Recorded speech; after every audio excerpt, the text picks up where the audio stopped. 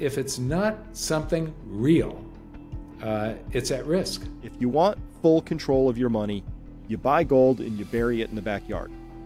Everything else is a derivative of slightly less and less control.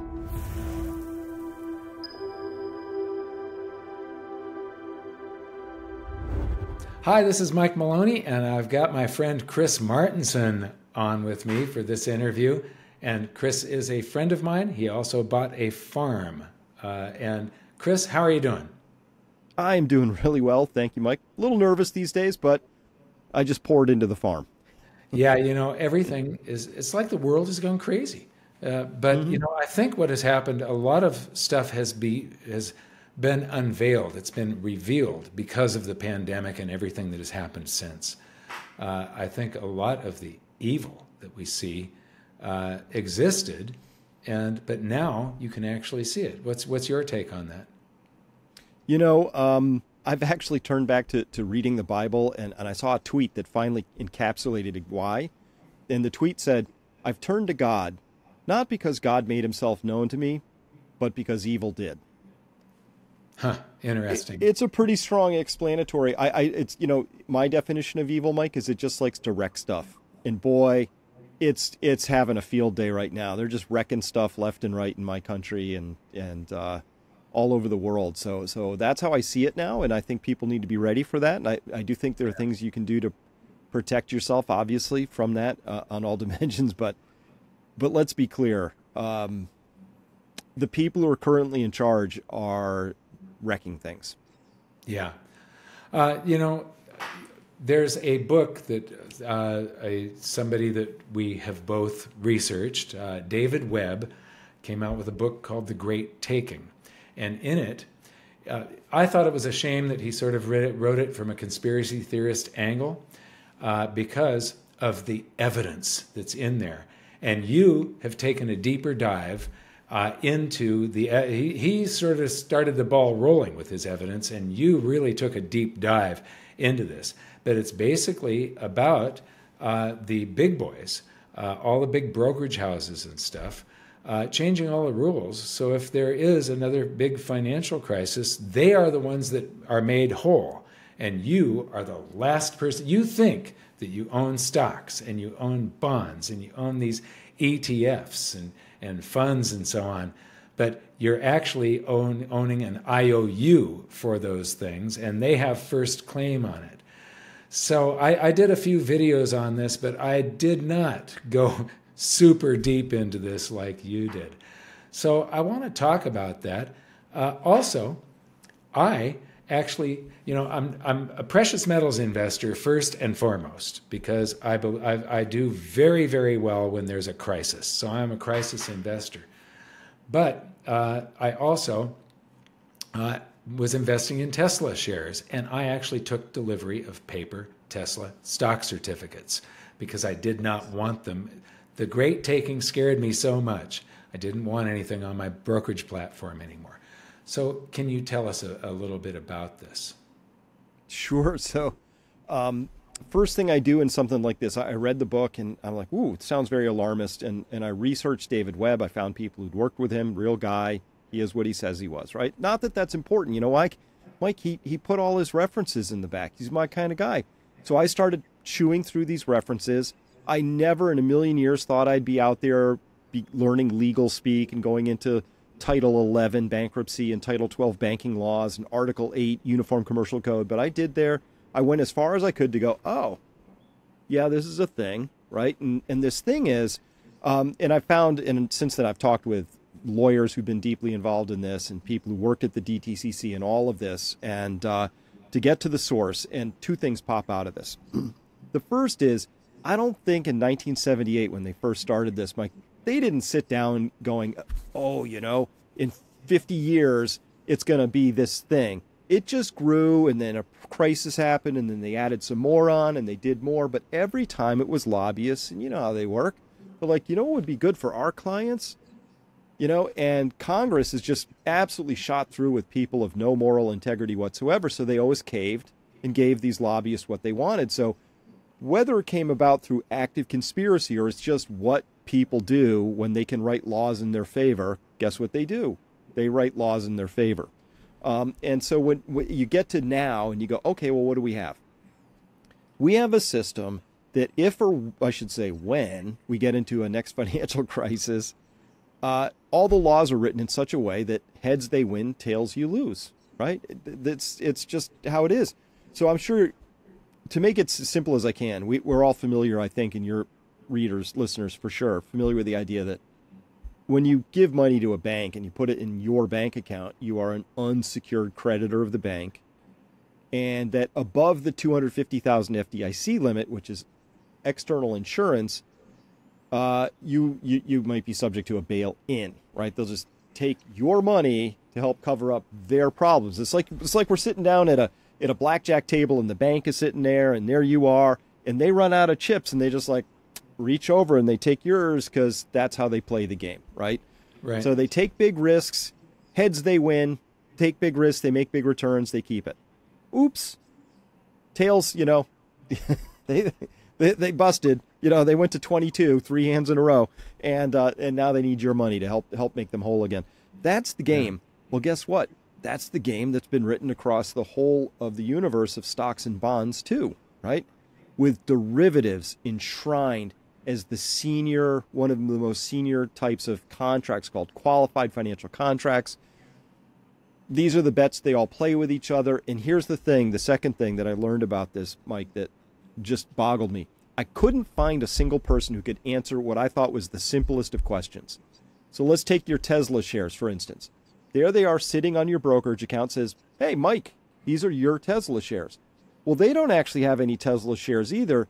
They have a book entry with another firm, which has a book entry with another firm that says, well, in total, your brokerage is supposed to hold 1 million shares of Tesla. Some of them are yours. The rest belong to everybody else. I couldn't find a single person who could answer for me definitively, do we have an accounting that I can view that will show that those actual shares that they say are being held for you are actually being held? That doesn't exist because it goes behind 2 walls of private corporations that you can't see. They don't have books. They don't have any SEC filings. It's a trust us kind of a situation, which is like, well, that's weird. Shouldn't ownership be like a really easy thing? Like, who owns them? Well, that should be an easy question to answer, but it's not, because we don't have a direct ownership model anymore. Now that you have your physical shares, you have a direct ownership. But we don't have that for any other instantiation of that. Those things are held in what's called indirect holding. And an indirect holding means you don't hold it directly, so you don't actually you have what's called a security entitlement, which is a contractual claim in a string of contractual claims. And if that makes you queasy, well, it should.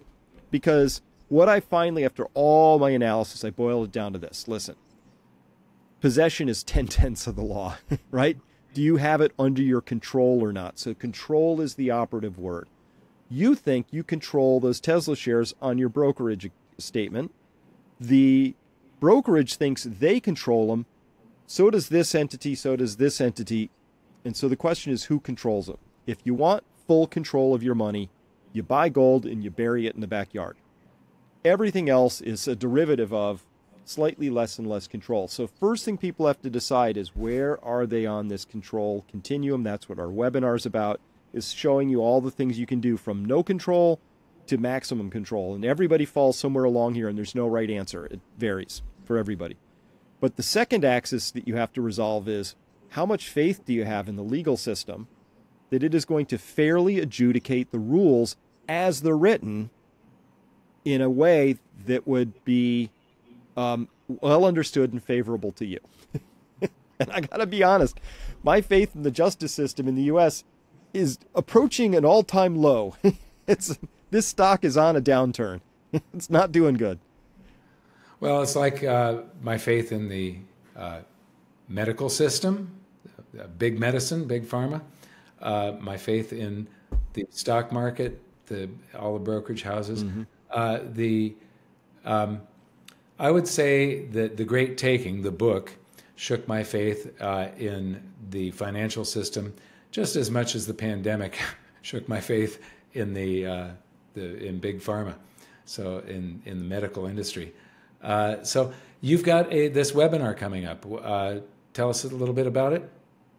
Sure. June 15th, it's a live webinar. So we're going to have different recorded pieces from each of 6 experts in there, talking about everything from, 401k types that you could run, portfolio management, things like that, plus, how the system works. David Webb will be there.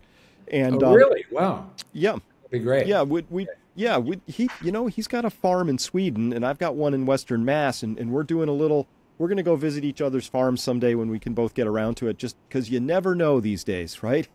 Where's the right place to be? Who knows? Shook my faith in my ability to pick, because I watched in COVID. I watched Canada and New Zealand, 2 places I'd thought about seriously once upon a time, go completely bat crazy. Right. So I kind of shook my faith in my ability to pick. So it's June 15th. Of course, you could always watch recordings afterwards if you get a ticket to this thing. But there'll be live Q&A, and it's going to be about 6 hours, and we'll cover 6 different strategies that people could pursue that will give them, hopefully, more control. Because my goal here, Mike, I just want people to be safe. I just don't want to see people have their wealth evaporated because some raccoons wrote some laws and decided it belonged to them. I just hate to see that happen.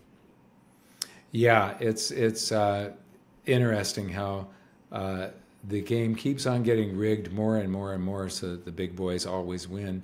And it's basically changing all of the laws so that it's another type of bail-in. It's like Cyprus. The banks, should have gone under, but what happened was the depositors it used to be like in the United States, we've got FDIC deposit insurance, but when that runs out, it's the taxpayer. So you bail out yourself anyway. Well, now they're just going to give you a big haircut on whatever stocks and bonds you think that you own for your retirement. So it's basically your IRA is at risk. Everything. If it's not something real, it's at risk. Mm-hmm. Yeah. Well, and think about like your Tesla shares. Those represent a fractional ownership, right, of the company. Hi, I just wanted to take a moment and thank you for subscribing and mention that if you'd like to help our channel, please consider my company, GoldSilver.com, the next time you buy precious metals. We're one of the most trusted names in the industry. Our prices are sharp, delivery is fast, and we have an insiders program where you find out exactly what I'm doing with my own investments. Thanks for making GoldSilver.com your dealer, and now back to the video. Yeah. Well, and think about like your Tesla shares. Those represent a fractional ownership, right, of the company. I think that's what a share is. You're a shareholder. You're a part owner of the company. If you have enough shares, you own the company, right? So I think that's what this is really about. What did we see in COVID? It was all about control, Mike. Wow, well, this restaurant has to close. That store can stay open. We want digital passports, vaccine passports. It was just all control, right? Mm-hmm. So I'm concerned that there'll be this crisis, right? Oh, no, and there'll be all this panic in the air. Markets have been closed for 48 hours, 72 hours. We're not sure. It's very bad. And then we're going to get that moment, right, where they go, oh, Mike, bad news. 2 options for you. Your brokerage account is totally upside down. We don't know. You could try and see how that resolves over the next 10 years as it works its way through the court system. But we're feeling beneficent. We're the Federal Reserve. So what we're going to do is we're going to offer you an offsetting equal amount in central bank digital currency. What would you like? 500,000 locked up forever, potentially. You might not get back pennies on the dollar, or 500,000 in Fed bucks, which you can have right now. And a lot of people will take that. But if you watch what just happened very carefully, was you got Fed bucks and you lost control. You are no longer a controlling owner of something or have a controlling interest. I think that's what this whole game is about. It's about stripping us of control. Wow, interesting. Yeah, when we talked earlier, I said I think we're in for a very bright future if we can get through this next 5 or 10 years.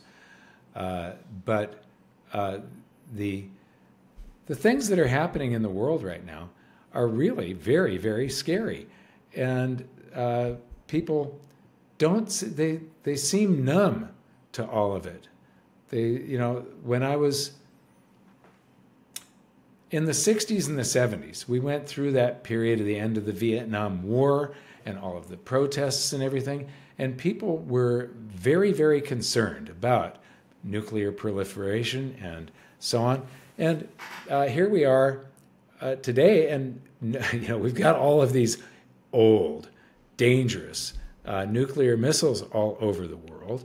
And now a lot of people don't realize, yeah, Putin is a very bad guy, but we've also been provoking a potential outbreak of World War III, basically, by this encroachment of NATO, closer and closer and closer to Moscow. And Putin just won't allow a NATO country right on his border. And it's the same thing as when we wouldn't allow Cuba to have nuclear missiles. Right off the coast of Florida, that was just unacceptable to us. And so it amazes me that people are not more upset about this, more knowledgeable about it, that they aren't as curious, that they're just numb to it.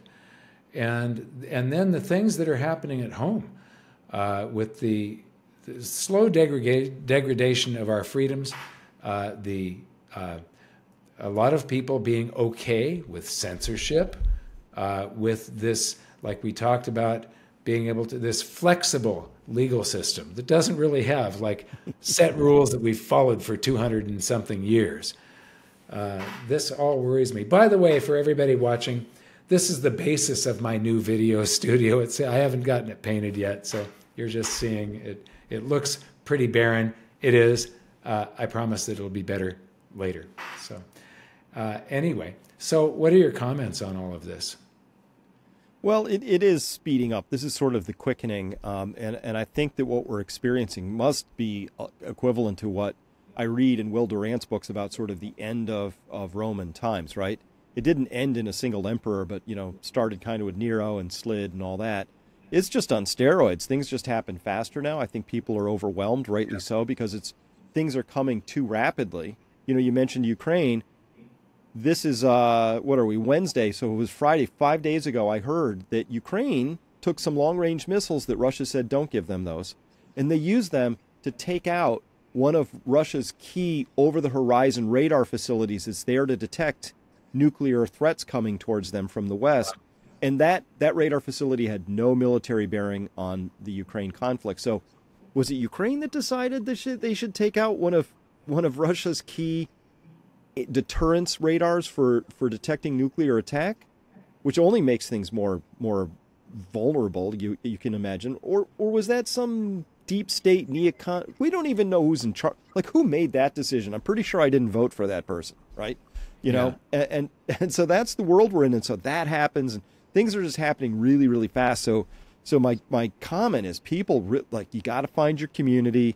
Know who your buddies are, get to know them, start to learn to grow your own food. Like, it's time to just sort of get safe, and this isn't about how do I participate in wealth creation, go long. You got to start thinking about how you safeguard what you have.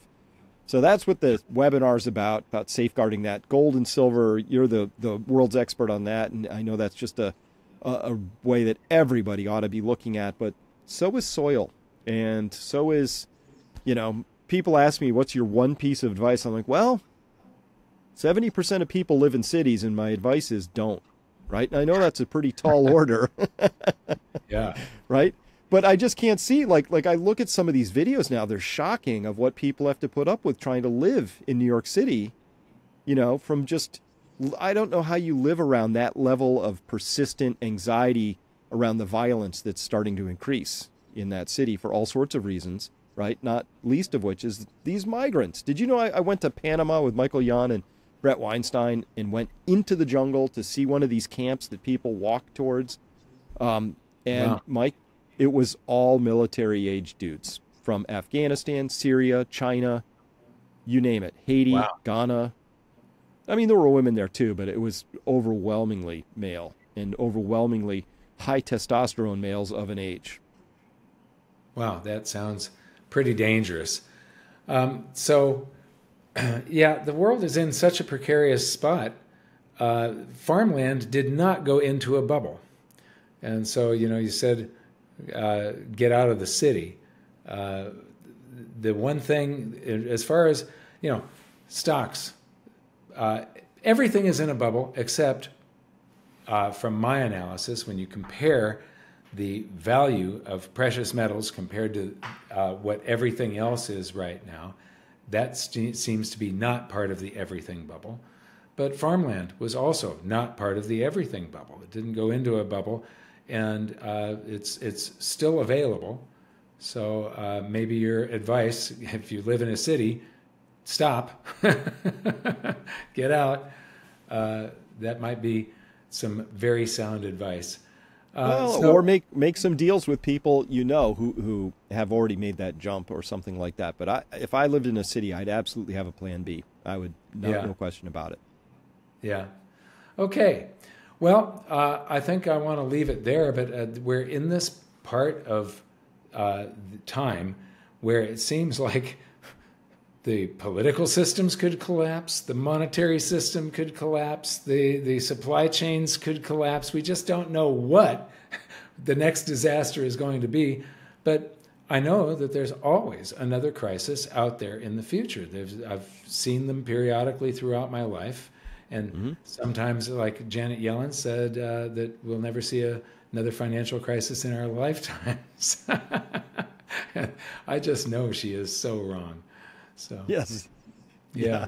Anyway, I want to thank you so much. This was a great interview. And where can people, what website can people go to find you? You know me, I'm at peakprosperity.com. And if you're interested in the webinar, it's peakprosperity.com/event2, the number.